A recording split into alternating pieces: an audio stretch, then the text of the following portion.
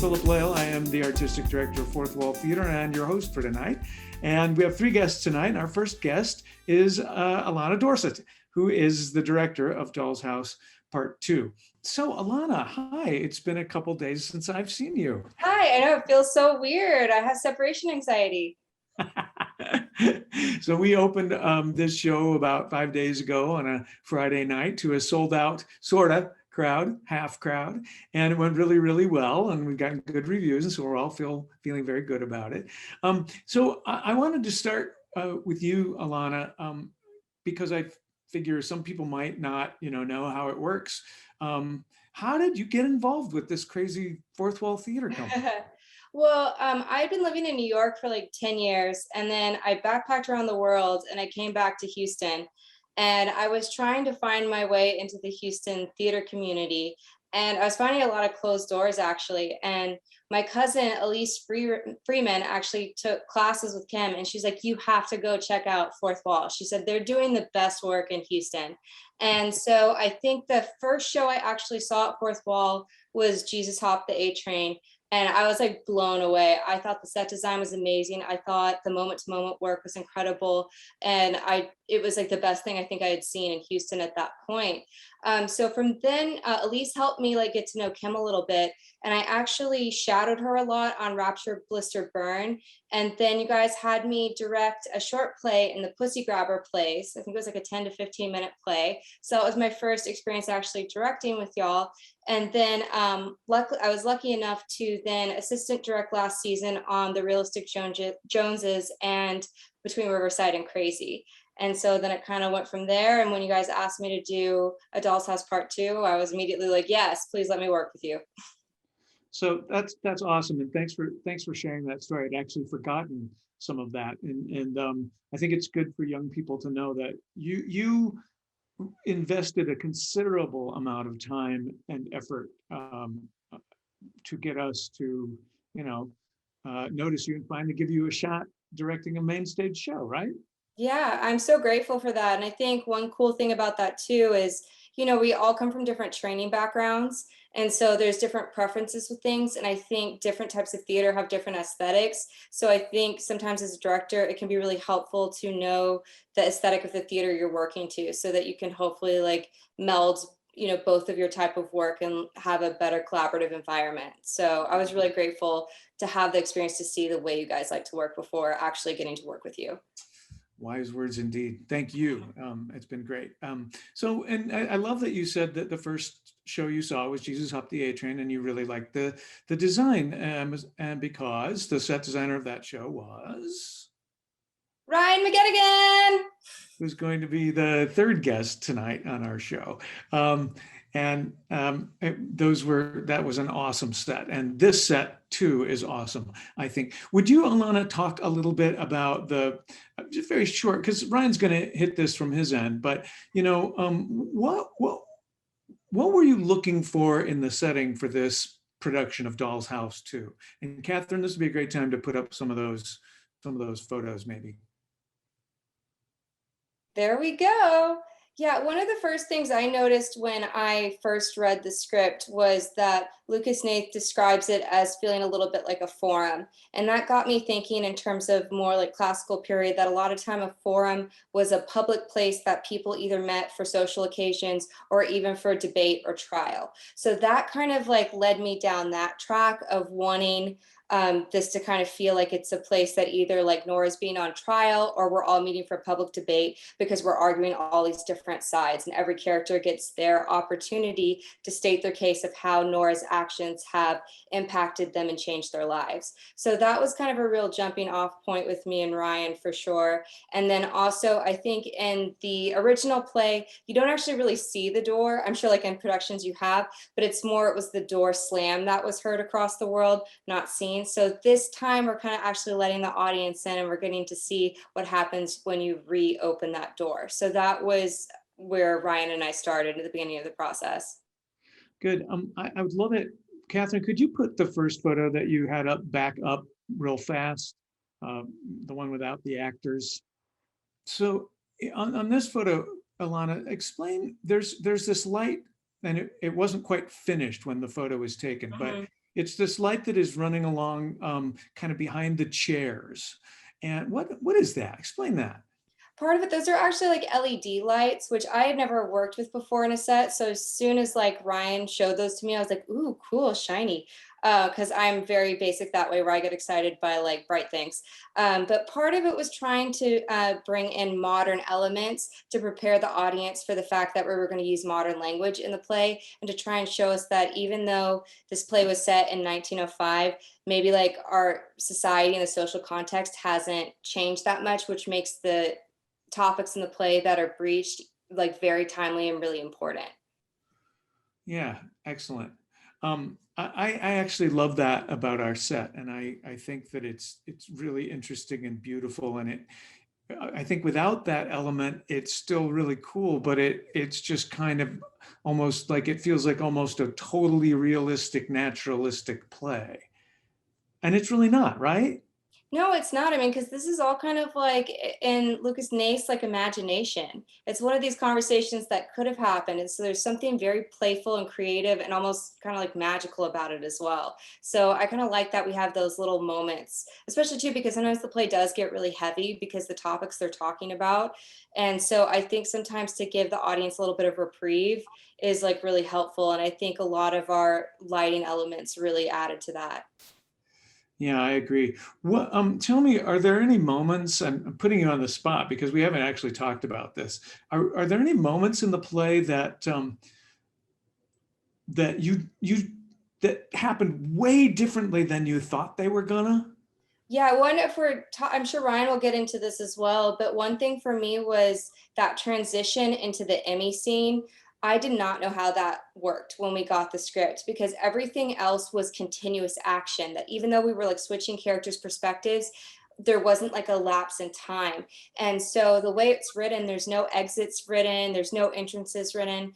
And so once we kind of knew we were going to add mapping projections in there, it became very clear that we needed to do something in that Emmy transition in the play to show passage of time. And we didn't know how we were going to do it. And we still didn't know how we were going to do it when we got into tech. And so Ryan started showing me some projection options on the spot. And I was like, no, no, nope, that's not it. That's not it. I've never done this before. I feel out of my depth. I don't know what I'm doing. And then he started showing me flowers. And the first flowers he was showing me seemed really, really modern. And I was like, this isn't the show. Like, this doesn't feel like it fits in the world of 1905. And then he showed me the image that Catherine's pulling up right now. And it felt very much like it was in the world of the play. And then the only thing I asked him if he could do it was if he could possibly reverse it. Because in the play, they keep talking about how everybody thinks Nora's dead and being needing to be reborn. So it just ended up working out perfectly in terms of the themes of the play and the symbolism and progressing where we were trying to go with the rest of the show. And that was one of those moments that happened in 5 minutes. I went from talking about things for months, not know where we were going, feeling really unsure, to feeling like this is something that really adds and complements the play in a really powerful way. Yeah, I have to agree. For any of you who haven't seen the show, it might not have been clear that that those flowers are actually a video. It's a video of those flowers very slowly blooming, but it goes, as Alanna said, In reverse. backwards and Yeah. announces the arrival of this new character, Emmy. Mhm. Yeah, I think I personally think it's a really beautiful transition, and I certainly didn't see it coming. I didn't have that one. Neither did I. And it ended up just being one of those really fun surprises. And I was so grateful for that opportunity too, because I've never gotten to, collaborate with somebody on projection mapping before. So it was a really great growth experience. Yeah. Um, um, does the script just say blackout at that point, or the script really doesn't tell you much at all, does it? It doesn't tell you anything because it just breaks it up into the sections of like each section is either titled like Nora or Anne Marie or Torvald or Emmy and Torvald, Nora and Torvald. And so it's very unclear because everything else is very clearly character action where it's written that people enter and exit. And that it's very clear that there's a time lapse because there's no way that Anne Marie could have just spontaneously got an Emmy there, but he does not explain how we get there. Yeah. Awesome. So that was definitely the hardest thing. And I think too, Kim was a big help with that she kind of had some insight on it. So I think it really, like, everybody came together on that and really helped that moment happen. We should name our, our other designers. Christina Gianelli designed the lights, and Jazz Zepeda did the sound. Lauren Davis did props for us and painted. Santiago Cepeda built the set. Am I leaving anyone out? Oh, yeah. Mary Carroll. What? Mary Carroll helped with the doors a lot too. Well, yeah, she did. And 𝗕𝗲 Acosta and Rin Curran shared the costume duties. And the costumes, if you ask me, are absolutely perfect. They're gorgeous. You guys look great on stage, and they look great in all the photos too. I feel like it really compliments everybody. Everyone pops, and I know that was a big concern with us too. I'm sure Ryan might talk about this too, but that, like, we didn't want anybody to fade into the wallpaper because that was such a statement piece for us. And like, we had so little to do with the set that we really wanted the wall to be such a strong moment. So the fact that all of those costumes popped so well was another moment that I think makes, like, every characters really stand out. Yeah, so let's share sort of funny story with the gang. So the floor of this set is a wooden floor that we installed, right? And you want to tell the story? You tell the story. Well, they're wooden, slats, and they have spaces between them, and the spaces got put in just a little bit wider than we expected. And we came in the day it had been done, and we thought we were just in such trouble because we thought that people would trip. We thought that three of the actors in the play are women, and they're all, two of them were wearing kind of heels, and we thought the heels would get stuck in the floor, and we thought we were going to have to spend thousands of dollars to pick the floor up and put it back down again. But we did it. Bad day, right? It was a bad day. I was like ready to put Judith, who plays Emmy, in sneakers. That was my solution. That's right. We've seen pictures of other productions around the country where they've added a really obvious contemporary note to the play, like that, right? Yeah, and I mean, I think, and luckily we didn't end up doing that because that was just my problem-solving solution. But they ended up handling it like pros, and there was no problem. So they've all handled it so well, especially Judith, who plays Emmy, because I think she has the most narrow heels, and she has to like run across the stage where nobody else really has to run. And I think one night her heel actually did get caught in that little groove, but she's been handling it like a champ. Well, she's our next guest. We will ask her about it. Yeah. She's actually here listening. So Judith, if you have something to say about that, we'll ask. I'm sure she'll have a lot to say about shoes. So I'm gonna ask you just one last question because I'm interested in it. Why you decided not to go the direction that we just talked about, adding a really obvious contemporary something to each costume? Why not? I think by leaving it in period, it creates more of a powerful message. Again, showing that the issues that were relevant then were still relevant now. And so I think it's better for it to be streamlined. And because I think the more you start separating things and, doing like crazy things just for effect, it takes away from the storytelling. So I think it keeps it clear, and it keeps people on questioning the things they should be, instead of like, why did you put sneakers in there? Or, why is her hair completely modern? Things like that. So I think it helps keep it in the world of the play. And by having all the characters be consistent with that, it helped create that world that they were all living in. Great answer. I personally agree wholeheartedly with you. Not to take away from another production that we didn't see, where it might have worked great. We don't know. But yeah, I think Emmy would have looked pretty fly in some, dope sneakers, but not this production. Well, I think our production looks very elegant, and I think I would be uncomfortable with something like that personally if I had to wear, I don't know, whatever 𝗕𝗲𝗆 would have to have on. And I think it would be distracting to me as an actor. So thank you for making that choice. You're welcome. I mean, I could have put you in an Astros hat. Hey, they were ahead when I last checked. I hope they still are. Yeah, the Astros are playing the Red Sox tonight. So geez, I guess you guys aren't baseball fans. You are watching. All right. Well, Alanna, I am going to let you go. Thank you so much. Thanks for directing a wonderful production of Doll's House 2. I should have said, I'm going to keep you here for this.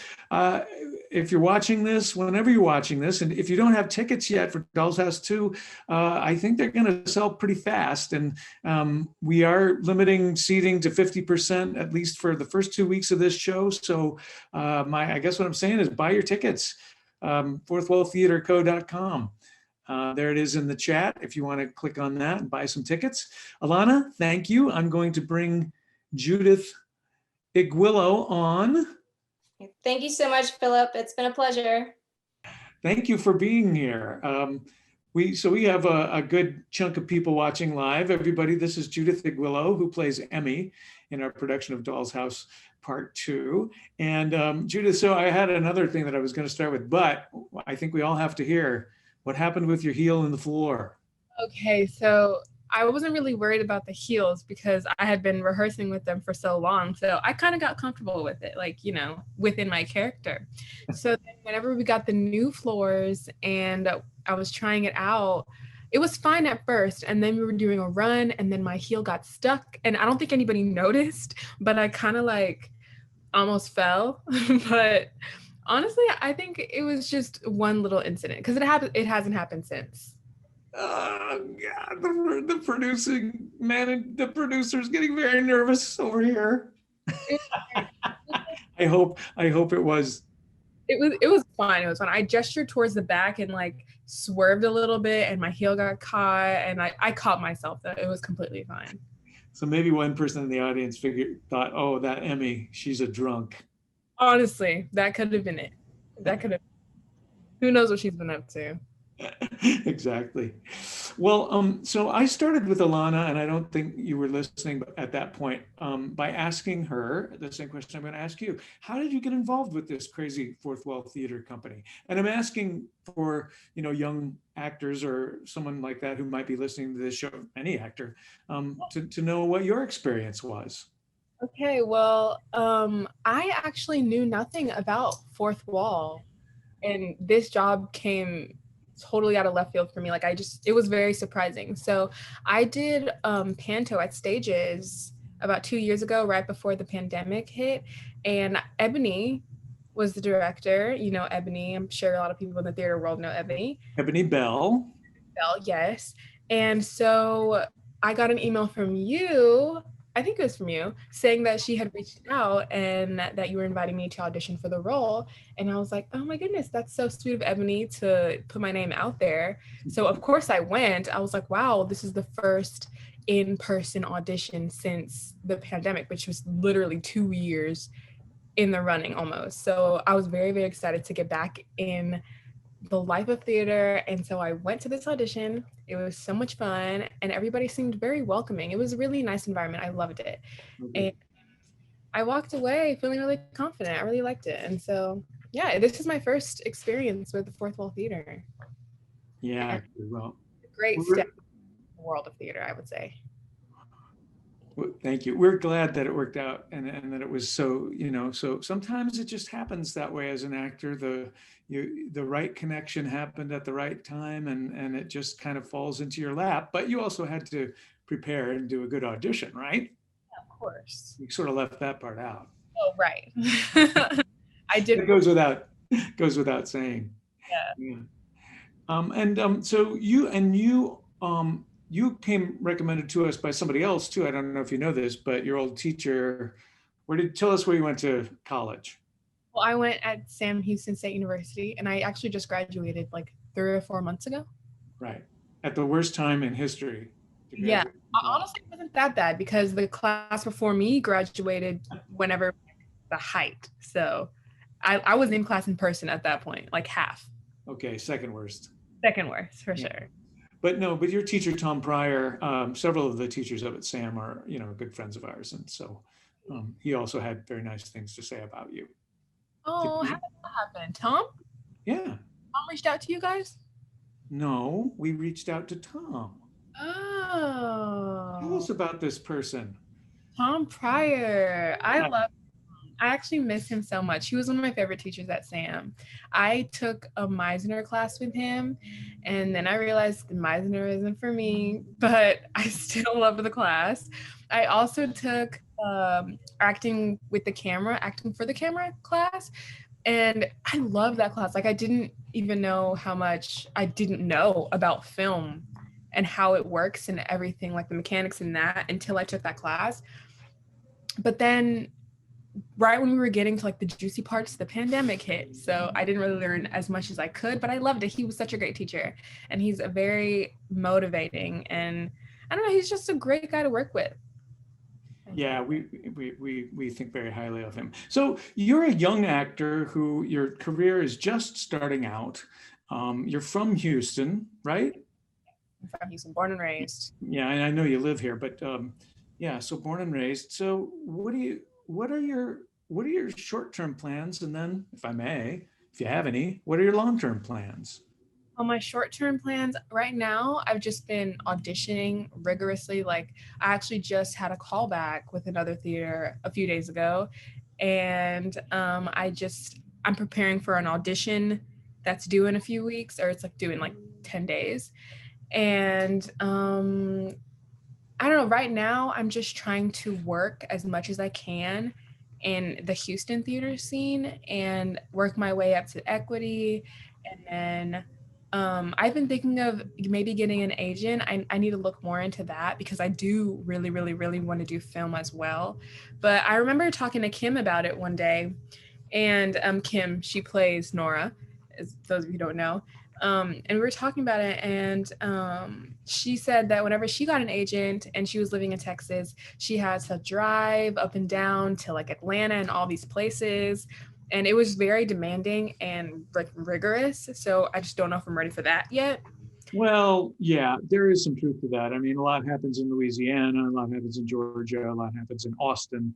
Yeah. And so, yes, it can be rigorous that way, but we've also gotten better at the online world. So I don't know, I kind of think you should give it a shot personally.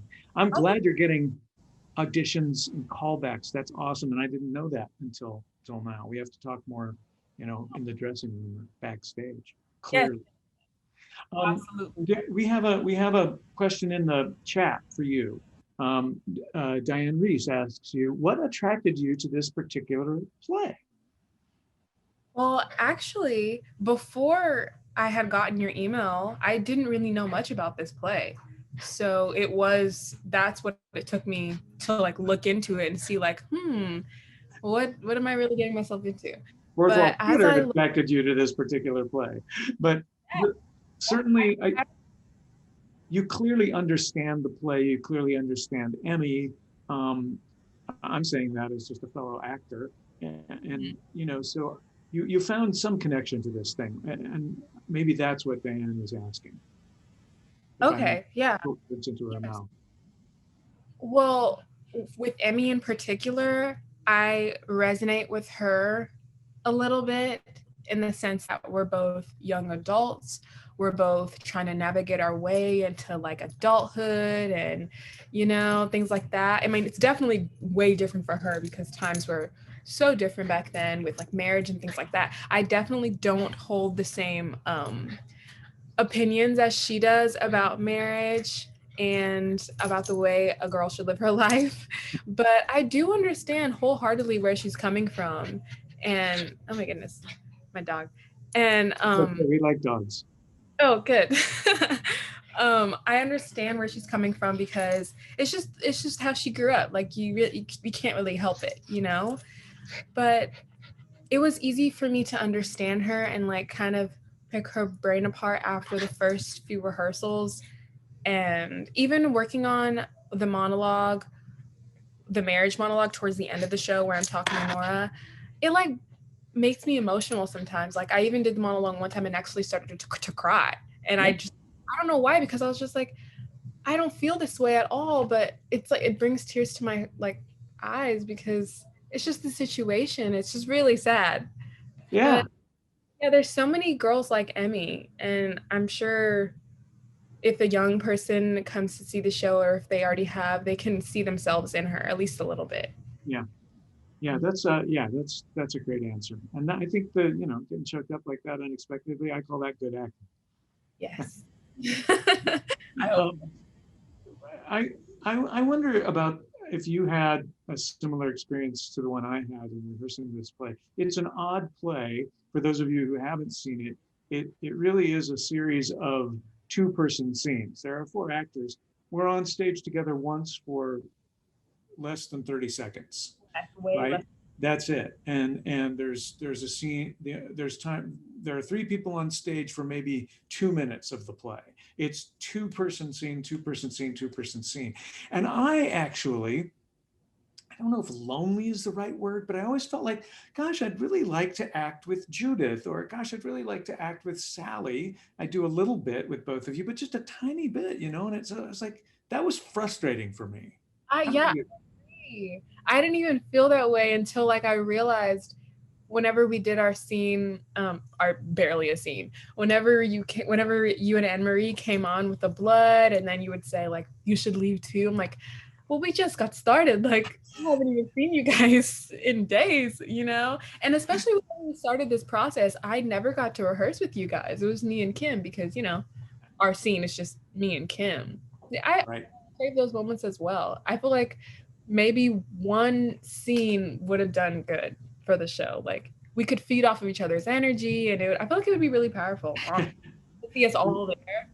You wonder if like Lucas Hnath wrote a scene with Emmy and 𝗕𝗏𝗀 or any other or all of them together, and then it just was like, nah, it's too Yeah, much. Yeah. Oh well. Well, it gives us something to look forward to later on in our careers when we actually finally get to act together. Well, Catherine, I have to ask you: is Ryan McGettigan with us yet? Let me know, because I don't see him, and if he's not, we better keep talking for a minute, Judith, or I can talk. He is not quite here yet. Okay, he's not quite here yet. So let's see. Well, let me ask you this. I asked Alanna this.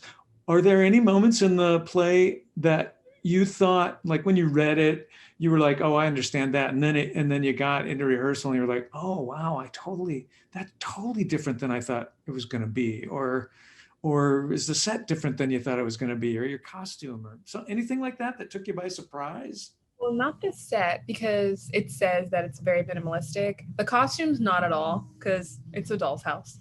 I think whenever I was reading it, I actually, surprisingly, I loved reading this show, and I rarely do like reading plays, which is crazy because obviously I'm an actor, but I never really enjoy it. It feels like a chore. But with this show, I was like, oh wow, like it felt like a movie. I don't know why, but getting into rehearsal, the way Kim specifically played Nora, I was surprised. Like whenever I was reading it, I read it in a completely different way than how she was acting it. And I was like, oh, this is very different. I can definitely see it. I don't know. It's just interesting to see other people's perspective and how they see things.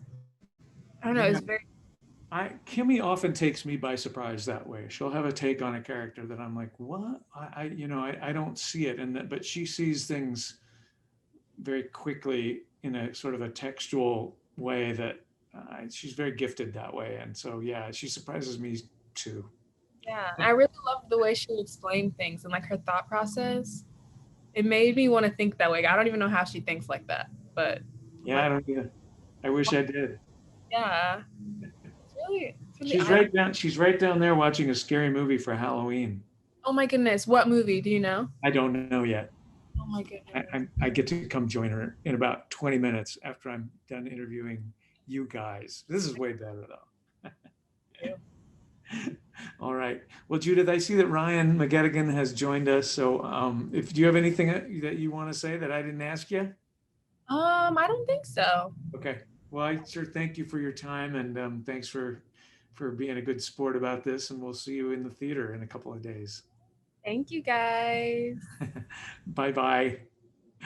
And thank you, Judith Igwilo, who's playing Emmy in Doll's House Part 2 at 𝗕𝗏𝗏𝗏 Theater Company. Get your tickets now if you don't have them already. And now we're going to be joined by our amazing set designer, and in this case, projections designer, Ryan McGettigan. Hi, Ryan. Hi there. Thank you so much for being here. Yeah. Where are you, Ryan? I'm on Cape Cod. You lucky man. Is it Yeah. beautiful? Oh, it's wonderful. It's the best time of the year up here because it's all haunted and spooky. So, so we opened a Doll's House. Let's see here. Friday. 4 days ago, and you're already on your next job. Is that the life of a set designer in America these days? Well, it's what it used to be like and what it's quickly becoming again. Yeah, no, I left. I woke up this morning in Houston at 4 and took a couple of flights to get up to New Hampshire, then pick up a car and then drive down through Boston at the middle of rush hour, which was perfect. And then get here just in time to watch a designer run where it's the first time the cast is sort of on their feet in front of a fake audience, you know, just us sitting in there. And then just finished that and hopped over here to the housing to connect into the internet to see you guys.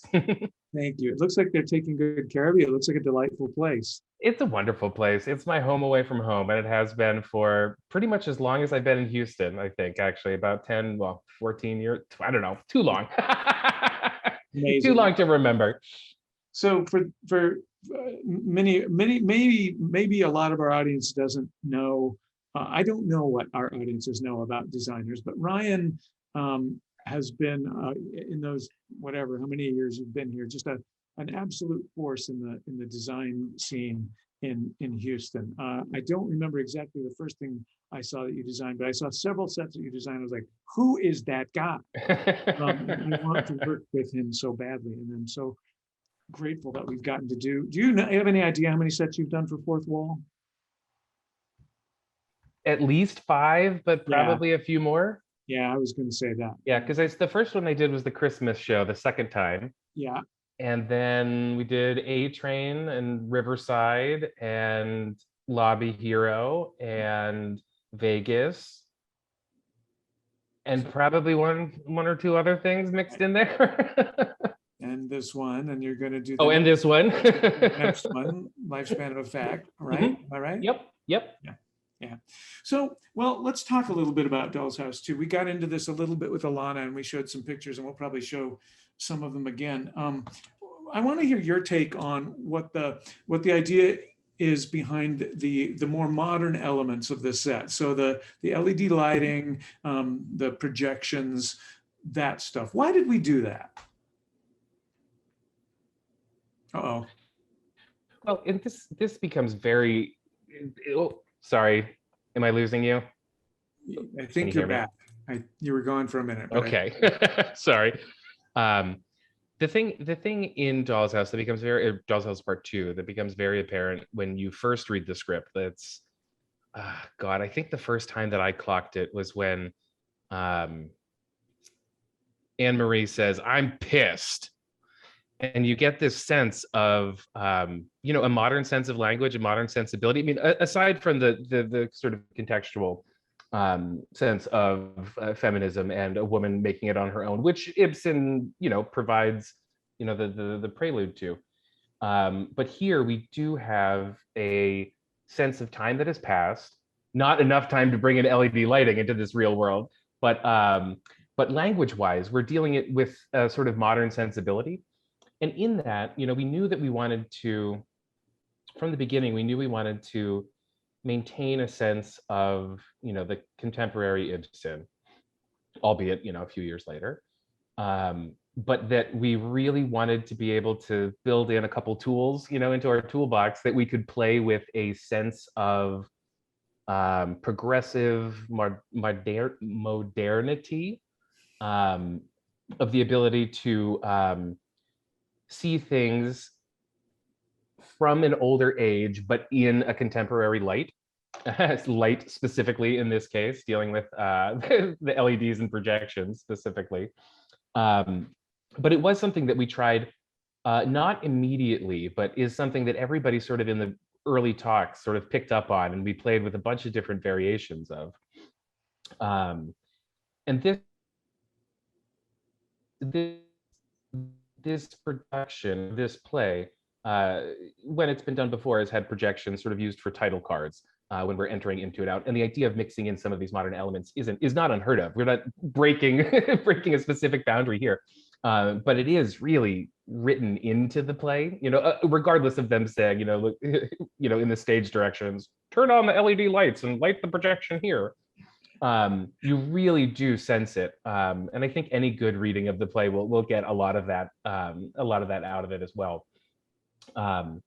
So we did a lot of that. We did my thing. I love throwing LED tape and stuff and being able to sculpt things in a different way from, a more architectural setting, I think is fun. But here, it was such a great, such a great experience the moment that you turned this whole system on and were able to see this piece that we've been staring at through a lot of the first tech rehearsals under just conventional lighting, and then see it come to life in this brand new way, which was exactly the sort of hope that we were trying to bring across to the piece to begin with.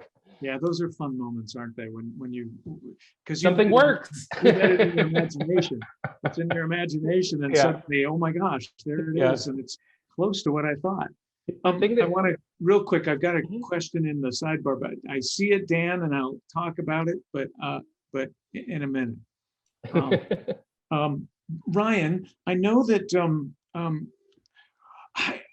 I have no idea how much our audience kind of thinks about this kind of stuff, but I know there's one element of the set, which is it's a wall, and well, we have some pictures of it. Actually, this would be a great time to put one of those up, and a photo of or maybe some of the original renderings, Catherine, because I know that I don't want to put words in your mouth, Ryan, but there was part of this set that was really important to you, and it was kind of a breakthrough moment for you. Do you know what I'm talking about?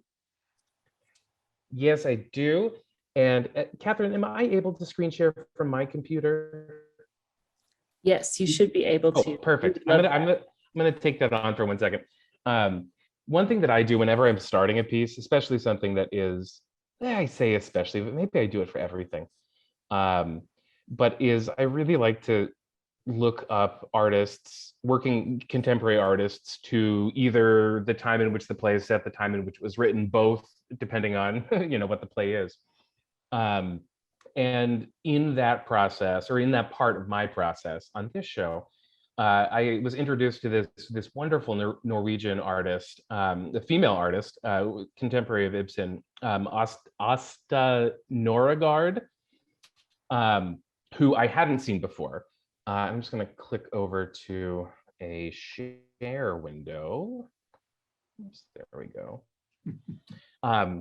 And she had a lot of beautiful paintings that I ran into of real women, and not, there are portraits and whatever else as well, but it's people, it's working women, it's mothers, it's maids, it's farm hands here.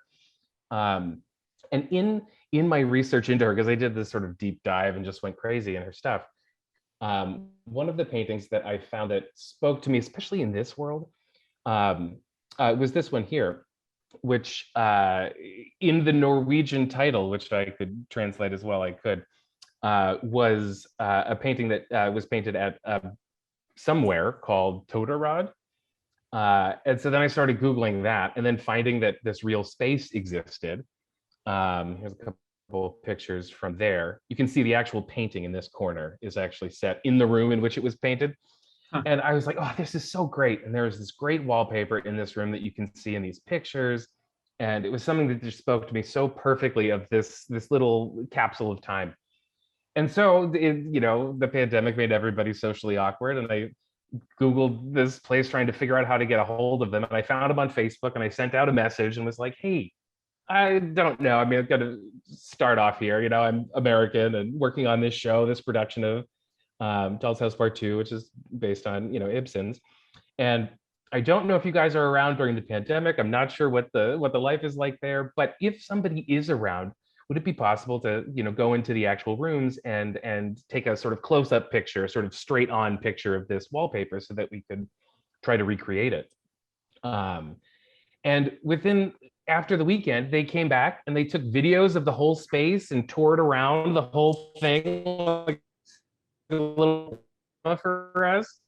So you can see some of the extra furniture and other pieces in the room and what's outside the room. But then send us these like beautiful, perfectly framed pictures to be able to recreate the actual wallpaper from this existing space, which was the most fun, stupid little kismet moment of this project for me, you know, when something stupid just kind of works out perfectly. And had such a great time just chatting back and forth about the project with with the wonderful people over there who, you know, snuck in during the pandemic to do it for us. That's not stupid at all. This is the awesomeness of theater in a nutshell for me.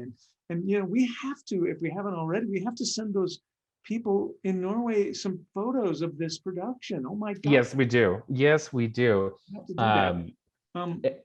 They were so wonderful and so kind and so quick about it too, which was so great. And it really is that same sense of like, you know, bringing different people together and having every like different sort of mindset in a room and the sort of the collaboration of a regular process and just sort of extending it across the pond on this one. For our audience, could we put up a photo where you can see that the wallpaper again, Catherine? Catherine, yes. Yeah. And I mean, you know, I just think this is the kind of thing that happens in theater, and I just think it's magical. And oh, perfect. yeah, you can see it pretty well in that picture. Now, Ryan, that's not wallpaper though? No, it's all painted. It's this is just solid flats, like, you know, a solid wall that we designed and then cut a full stencil for, that then was sort of airbrushed on. Not standing up, it was done on the ground, which is thankfully for ease of that. But then after it was after it was stenciled, a few more passes of paint and whatever to give it some age and some extra sort of depth into it. But that is painted by a wonderful painter in town named Lauren Davis, who I try to work with as much as possible because she is so fantastic. Does great work and has a great mindset with it too. I couldn't agree more. We have a comment that I think is pertinent here. Diane Reese again. Houston has the largest population of Norwegians outside of Norway. Probably not too surprising if you think about the oil business. Oil and gas. Yeah, I think that's awesome. I did a Ibsen show at Classical Theater Company, gosh, I don't know, 10 years ago, a production of Ghosts, and there were a lot of Norwegians who came to see that thing. It was pretty neat. Well, Ryan, you've been with us for 15 minutes or so. Is there anything that you'd like to talk about the set that I haven't asked you, or about working as a set designer in Houston that you think people should know? Or, you know, working in Houston's fun. It's a community that supports each other, you know, between different companies too. I mean, and I'm somebody who, you know, has the opportunity to work with Fourth Wall or Classical or Tuts or Stages or the Opera and wherever else. And so you sort of, you know, those of us who get to cross over into different places get to see very different sides of the Houston theater. And what's fun to me in Houston is that amidst all of that, which could be very like snarky or competitive or whatever, if you think about it, everybody plays along pretty nicely. And the idea of, like, for this show, borrowing furniture on stage from, where did we get stuff? We got stuff from HGO, we got stuff from U of H, we got stuff from Stages, I believe. We have things, maybe lights and sound from AD Players. Yep. It's an incredibly generous community. You know, and everybody supports each other so wonderfully in an environment where you really could see it being sort of head to head or, you know, competitive or something. And it really is never that. You know, working at Fourth Wall, aside from Tobin-Lehl, everything there is pretty wonderful. Yeah, awesome. But it's go, Ryan. Yeah, right. But it's you guys have such a great mission in terms of actually supporting and paying artists and making it, you know, a working art form. And that same sense of mission translates to the rest of us as well, you know, working on the production and being able to be in a room. And this is something, it's going to get hokey or weepy or whatever. But after such an unbelievably long time of not being in a physical to relive that and relive it with such a wonderful group of people, and in a space where everybody felt supported and encouraged to, to really come together and create, and not just, show us your sets, show us your costumes, bring in the props, whatever. It's everybody having conversations in the room about every element in a way that you don't get everywhere. And I hope that in the future, after going through this entire pandemic of being so disconnected, that everybody coming together is able to have a similar sort of reaction wherever they are in whatever field, to be able to feel like the real collaboration of being together, the real joy of being able to work together on a specific thing, rather than just sort of putzing in the corner doing your own job. Yeah, man. Thank you. That's an awesome idea. And I mean, we strive for that. It doesn't always happen, but we strive for all of those things. So thank you for mentioning that. I think there is a lovely comment I'd like to read from Bob Goldner. I like the idea of sending the wallpaper folks some notes on the production. I believe they would love to see their work was a benefit and used. If you want them to repeat, recognize the behavior of sharing, which goes right to, back to what we were talking about. We got those projectors from someone too, we should mention. Yep, the projectors were from Open Dance Project, which is a company I work with a lot over the past 4 or 5 years that does immersive dance projects in Houston. So it's not just theater, it's the opera, it's dance, it's everybody who does, performing in Houston is really everybody all around. It's not that way everywhere, I promise. Yeah. So it makes us feel good about it tonight. Brian, thanks for your time. I think you should go eat a big plate of 𝗕𝗲𝗄𝗎. Yeah, let's go do it. Wicked cool, man. And I'm going to stay on just for a minute. All right. So Ryan's going to go away. Thank you all. Yeah, bye. I think I probably have to answer this question. Dan O'Brien, dear friend, board member. Philip, how did your own thoughts on marriage influence your work on this? And Doll's House too. Well, look, I have 2 scenes. My only 2 scenes in the play are with my wife, my real life wife, and my Doll's House 2 ex-wife. And I think that my own views on marriage are very different from the characters, but probably inextricable from my work, if that makes sense, Dan. I mean, I'm 𝗕𝗏𝗆 going out there being 𝗕𝗏𝗆, and 𝗕𝗏𝗆 has to be on that stage. And so I think that, attitudes that I've picked up in the patriarchal society that I was brought up in and live in, I think that those, maybe those are similar to what 𝗕𝗏𝗆 has. Things I maybe work against in my own life, I think 𝗕𝗏𝗆 maybe misses or works for. But I think other than that, I don't think it was, a melding, but I think it certainly can't help but be there. I hope that answers your question. If not, tell me at the next board meeting or write a quick, lovely how technology works. Dan says, yep. Awesome. Well, I'd just like to thank all of you who came to be with us live. Thank you if you've watched us in a recording. It's lovely to be able to get Fourth Wall Theater out into the world, not just in Houston. I know there are people from places as far and wide as Cape Cod and New York City on this feed right now. And thank you for doing that. And thank you all for supporting Fourth Wall. Get your tickets to Doll's House 2, fourthwalltheaterco.com. And we will see you beyond the fourth wall later on, probably in conjunction with our next show, The Lifespan of a Fact. Take care, everybody. Be safe. Good night. Beyond the Fourth Wall is produced by Fourth Wall Theater Company, Houston's home for extraordinary performances up close. Each guest is paid for their appearance on this series, in accordance with our mission to pay artists a living wage. Follow the links in the video description to learn more about Fourth Wall, to purchase tickets, or to make a tax-deductible donation.